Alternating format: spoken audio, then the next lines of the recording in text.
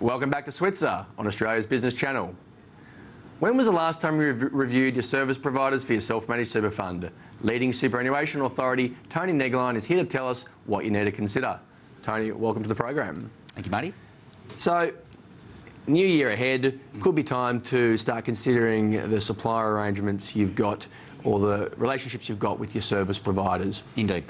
Firstly, what sort of service providers do you need when you're running a self-managed super fund? Well, most people have an administrator, Yep. An accountant, an actuary, an auditor, Yep. a lawyer, and maybe a few other people, financial advisor, obviously. Yep. Let's run through who those are. So an administrator is a bit like an accountant?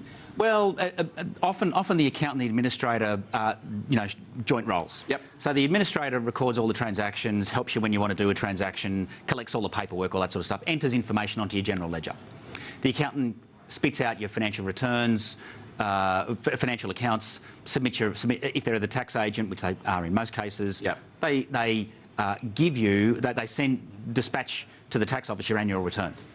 The auditor checks over your financial accounts and also separate parties, and super laws. The auditor and the... they have to be. They have to be. And from the 1st of July last year, 2013, Yep.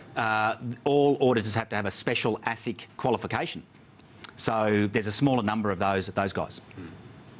Actuaries, they're really important if you're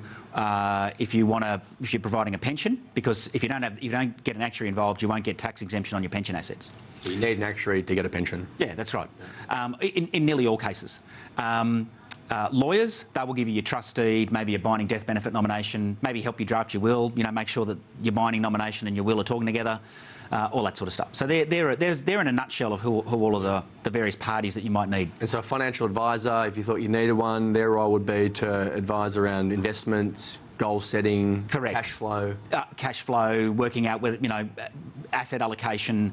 Do you have enough money coming in the fund to pay a pension? Do you are you making enough contributions to retire? Yeah, all that sort of stuff. And a good advisor really should sort of project manage all the different relationships that you've got within that fund, wouldn't you say? Well, really... A good advisor, I should say. Yeah, indeed. A good advisor should be a little bit like, if you think of a general practitioner, from a medical perspective, you need something done to your arm, you'll go see a guy who specialises in arms, you need something done to your hip, you'll go see a hip bloke. Very similar process. You need the financial advisor should be saying, oh, we need an actuary, go to this bloke. You need a lawyer, let's go to this bloke, so on and so forth. Yep. So what should trustees be looking for from these partners? And I guess primarily an administrator or an accountant. Well, look, my own personal view is that you want someone who is going to be proactive, but not a pest. So you want someone who is going, and also not only that, but also is going to keep you out of trouble. So if Comply. Yeah, that's right. So the super laws are quite complicated. They're relatively straightforward to deal with, but if you get them wrong, the problems are quite severe. So you need to know how to tidy them up. You need to know how to fix them. So, as I say, you need someone who is going to be in your face when they need to be, but run away and leave you alone if you're look as though you know what you're doing. Can people do this themselves? Look, without a question, and there are a very small band of people who do it themselves. They mightn't have a financial advisor. Yep. They mightn't have an accountant. They might do their own tax return. You have to get an audit. You'd have to have an auditor, though. Yes, you'd have to have an auditor. Yep. Couldn't do that by yourself. No. Now, the number of people who don't have a financial advisor in the self-managed super fund space at the moment is quite large. But the number of people who don't have an accountant, don't have a tax agent, obviously, as you say, everyone's got to have an auditor. Yeah. But the number of people who don't have an administrator and a tax agent, tiny. Less than 1% of self-managed super funds the trustees put in their own super fund returns. So, to be honest with you, I think most people, it'd be a good idea for most people to have an administrator. Expert. Yeah, I think so. Yeah. So in terms of cost, so the admin's the key cost, or one of the big costs when running a fund. What do you think trustees should be looking at paying? Well, anywhere from well, look, there are guys out there who charge $1,000, regardless of how much money you've got in the fund, and they might be exactly what you're looking for. They leave you alone. You send them some information once or twice a year. They prepare the returns based on what you've told them, and accounts and so on. Happy days. You might be looking for someone who does be a little bit more proactive. But I think you need someone who is going to be proactive, but is not going to be a pest. Now, you will find guys who charge a very small fee, But the way they end up getting remunerated is that they've got a side deal with their product providers.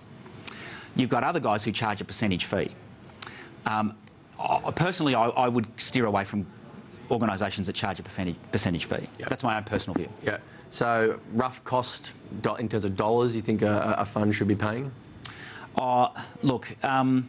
Couple of grand, $2.5 grand? Yeah, a couple of grand. Look, I would have thought anywhere from $1 to $3 grand, depending on what it is you want and how much touch you need.